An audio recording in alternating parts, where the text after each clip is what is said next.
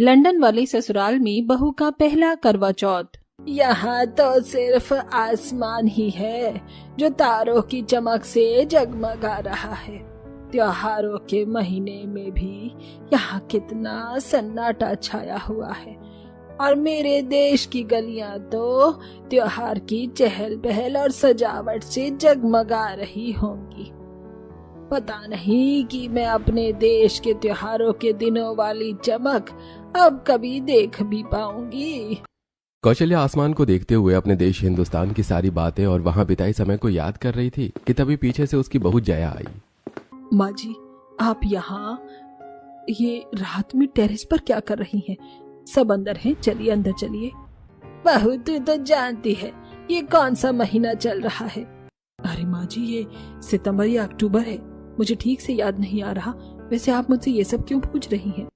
रहने दे बहू, तो यहाँ आकर यहीं की हो चुकी है, भला अब तुझे कुछ कहाँ याद होगा। इतना कहकर कौशल्या घर के अंदर चली गई और जया उलझती रह गई। पता नहीं माँ जी को क्या हो गया है, खोई खोई और निराश सी रहती हैं। पूछो तो कुछ बताती नहीं। खैर छोड़ो, मैं क्यों अपना दिमाग खराब करूं, अगर कुछ जरूरी होगा तो खुद ही बता देंगी। इतना कहकर जया भी वापस अंदर चली गई। जया के परिवार को लंदन में रहते हुए लगभग 7 साल होने को आए। ब्रजेश के बिजनेस के सिलसिले में अपना देश छोड़कर लंदन में पूरे परिवार के साथ शिफ्ट होना पड़ा। पहले उन्हें थोड़ी परेशानियां आई, लेकिन अब वो पूरी तरह विदेश के रंग में ढल चुके थे और इसी वजह से कौशल्या का दिल हमेशा वहां परेशान रहता था।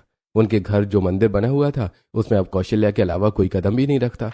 सिलसिला इसी तरह जारी था। फिर एक दिन, ब्रजेश बेटा, पता नहीं अब मेरी जिंदगी के और कितने पल बाकी हैं। मैं अपनी आंखों के सामने अपने पोते को दुल्हा बनते देखना चाहती हूँ।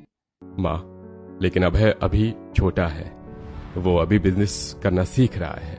मुझे नहीं लगता कि इतनी जल्दी उसकी शादी कर देना ठीक होगा। अच्छा, तो शायद इसी बात को लेकर माँ जी आजकल परेशान नजर आती हैं।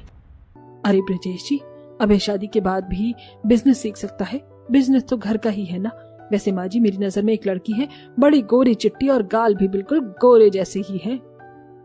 अरे बता रही हूँ, मेरी फ्रेंड है ना रेबिका जी, है ना, उनकी छोटी बेटी आना। भाई मुझे तो वो बहुत पसंद है। अगर आप कहो तो हम उन्हीं से बात करके देखें।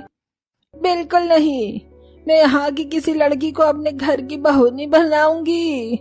मैं चाहती हूँ कि हम अभय की शादी हमारे देश की संस्कृति को जानने वाली, रीति रिवाजों का पालन करने वाली एक सीधी साधी लड़की को ही लेकर आए, ना कि कोई आज के जमाने की विदेशी मॉडर्न लड़की।